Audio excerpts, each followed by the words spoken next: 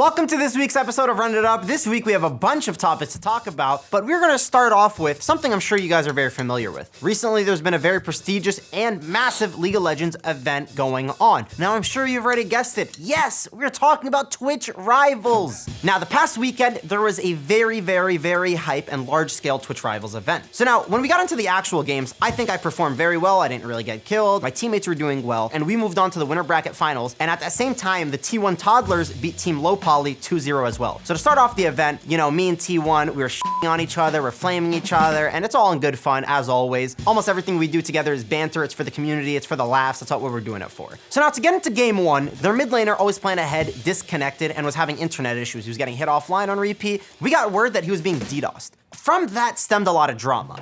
We were sitting there being accused by not only people in game, but by the fans telling us, why aren't you guys FFing? Why are you guys DDoSing, always playing ahead? Number one, I don't think any single legitimate person with a brain would believe that me or anyone on my team were sitting there DDoSing. Number two, let's clear up why we should never FF in that situation. We were sitting there, we were waiting 30 minutes for the enemy's player to reconnect. If they're telling us to FF, that is just straight up disrespectful. Now, the Twitch Rivals committee, if they told us to FF the game because it was lost and we were waiting for always playing ahead, we would do so. But unfortunately, they didn't say anything, and so we were told just to sit on standby, and that's exactly what we did. So there was a lot of talking in the chat after that. And ultimately, it went a little too far, both on my end and on their end. I think both sides were a little personal, but ultimately, the only thing you can do is be a judge of your own behavior, and I'll be real, I think I got a little personal. I was definitely mauling a little bit, and I got angry, and I lashed out for little to no reason. But I think I should have just stayed there, sat there, and listened to the Twitch Rivals committee. It just got a little out of hand. This is all said in hindsight. The T1 Toddlers won the T1 Invitational. $5,000 went to each and every single one of them. And hey, General Sniper, 13 years old, $5,000 richer, a lot of eyes on his stream. We can just be happy for General Sniper. I want to end this on a personal note and congratulate the T1 Toddlers. So I want to be the bigger man this time, and I want to congratulate Tyler1 on leading his team to victory. This crown is rightfully deserved. Here you go, T. Get this off me! Dude, that's expensive, man.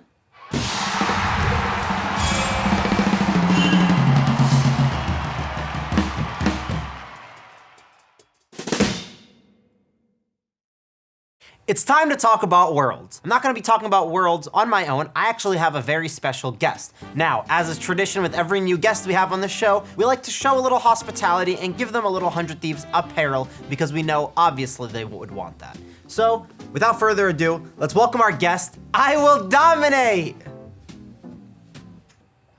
He's not coming today. Why do you mean he's not coming? He canceled. First guest and he just can't show up? Why the do I even have this? Why do we set up a second chair? Whatever. Okay, with or without a special guest, I think we want to get down into business and we want to talk about Worlds. Also, fuck Dom for not showing up. Worlds so far has been extremely entertaining and we're barely at the start of it. And we've seen an insane amount of upsets. I went from watching INTZ with one of the worst competitive League of Legends dives I've ever seen in my life to beating the only undefeated team in Team Liquid. Now, Team Liquid did lose to INTZ, but they're not too worried because they won their tiebreaker and they're already guaranteed to make it into the group stage of Worlds. One thing I want to note, how impressed I am of these wildcard teams. Now, when you come into Worlds, usually year after year, you're like, okay, the main card regions, the wild cards are gonna get smacked, they're a free win. But this is something we're seeing that's not the case this year. As you even saw with an interview at Worlds with Jensen, he was talking about how much stronger the wildcard teams are now. Some of the wildcard regions can for sure compete with the main regions. They're a legitimate threat. They've shown insane amounts of promise, and I'm very excited to see what else they can do this tournament. By the time this episode airs, we're gonna have the results of the play-ins teams. The winners will have already made it towards the group stage of Worlds. Let us know who you think out of the play-in teams is going to make it the furthest at Worlds. My prediction, Team Liquid. I love NA. So that's just my opinion on Worlds, but let's see what Dom has to think. Dom, what you got? F***ing crackhead.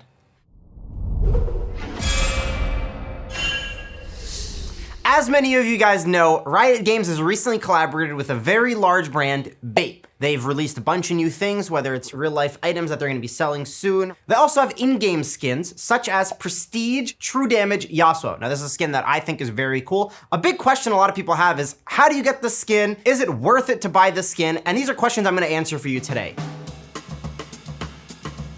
The way I would recommend to get any prestige skins or any type of skins that Riot releases through this type of method is through the pass. If you buy the PsyOps pass and you receive 2,200 tokens through the pass, you can get the skin for free. Obviously, you have to pay for the pass, $15 already. Now, if you're like me and you're dumb and you don't buy the Prestige Edition skin and you don't buy the pass early on, you might be screwed. You do have an alternative method, as I used yesterday. You can either buy the Masterwork crates, where for every 10 crates that you buy, you'll receive 13 prestige points. You need to receive 100 points to get the skin. Or you can buy the orbs. For every 50 orbs that you buy, you will receive 800 PsyOps tokens. Now, like I said, you either need 2,200 PsyOps tokens, or you need 100 prestige points. So that's what we're gonna do here now. We're gonna buy a bunch of Masterwork chests, and we're gonna get the prestige points in order to buy the skin, and we're gonna find out together whether or not it's worth it. As you can see, we have over 100 prestige points, which will allow us to buy True Damage Prestige Yasuo. Now, we still have the 40 Masterwork chests from spending the money on it. We're going to see whether or not it is worth it from the skins that we receive. Ew. Scarlet Hammer Poppy, don't care. Spirit Blossom Riven, now that's a cool skin. Ooh, the Magnificent Twisted Fate. There we go, we got a banger skin. Definitely not the best $100 I've ever spent. I only spent the $100 to get the actual Yasuo skin. Those all to me are just a bonus, so it's up to you whether or not it's worth it. If you have the money to spend on it and you think that those skins are something you would like, go for it. You get the Prestige skin and you get all these other skins to mess around with. And if you don't, hey, save your money. So now that we have the 100 prestige points, let's show you how to get the skin. We're gonna click on the Prestige Edition Yasuo and we're gonna purchase. What? Zoe? Yeah? Well, you can actually buy the Prestige Edition Yasuo with the orbs. Now we're gonna head over to the store, we're gonna buy some orbs, and that's gonna give us enough PsyOps tokens overall to buy Prestige Edition Yasuo. Nuno and Willem Ba, that's a sick skin, that's a banger. Battle Academia Ezreal, that's a good one. Yeah, I'm gonna get addicted to opening these orbs.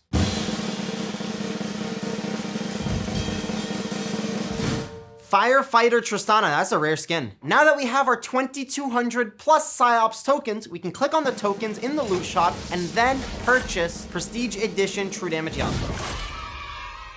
So there you have it. Those are the methods to earning the prestige skins. Let us know if you use the responsible method where you actually just get the pass and play a bunch of games, or if you're irresponsible like me and spend hundreds of dollars on the skin itself. You tell me whether or not it's worth it. I think overall it's pretty good value. So I'm pretty happy. Let me know what you think. So as you guys just saw, we spent hundreds of dollars in order to receive Prestige True Damage Yasuo. Now, that's just a virtual item. What we have for you guys is these shoes that was collaborated with Aape and True Damage themselves. We have them to show off, and we're gonna show you guys what we think of them. So, to start it off, the box already looks great. The shoes, black and gold. It says True Damage on the front over here. It has a little Aape logo on the side. I think these are great. It does say that the shoes are worth $1,500. The question is it really $1,500 and is it really worth $1,500? That's more so up to you to decide because, hey, I got them for free, right? Sent them to me. I actually have another item from the collection that I would like to show you guys. I have a fanny pack from Aape themselves as well. Now this fanny pack has Aape design logos all over it. It has the True Damage and then the Aape logo next to each other in the middle as the geographical patterns. Hey, you know, 100 Thieves, we love that. It says League of Legends on the back of it too over here. I think all these were super cool gifts and hey, I'm gonna rock this. Riot Games started as a small indie company that only sold virtual skins in-game to make their money. But now they're doing stuff way out of this world. They're teaming up with the largest brands in the world, Aape, Louis Vuitton. They're making their own sub-brands with KDA and True Damage to like tie into these other brands, and they're dropping high quality product. I think they're gonna drop even bigger collabs in the future. Maybe they'll go from shoes to goddamn cars, who knows? And honestly, I'm super excited to just sit here and watch and see what else they're gonna do in the future. Cause hey, they're gonna make a ton of money. Hope you guys enjoyed this week's episode of Run It Up. Make sure you guys let us know what you guys thought of the episode. Make sure you let us know if you have any ideas for future episodes. Make sure to like, comment, and subscribe, and I hope you guys have a fantastic weekend. Adam is the name of Jax's ex-lover. The commonly mistaken voice line, "Let me at him," is actually Jax exclaiming, "Let me at him." a reference to Adam's fear of commitment and unwillingness to let Jax love him. So when Jax says, "Let me, Adam," he's pleading to Adam to let him love him. Furthermore, the commonly mistaken voice line, "Who wants a piece of the champ?"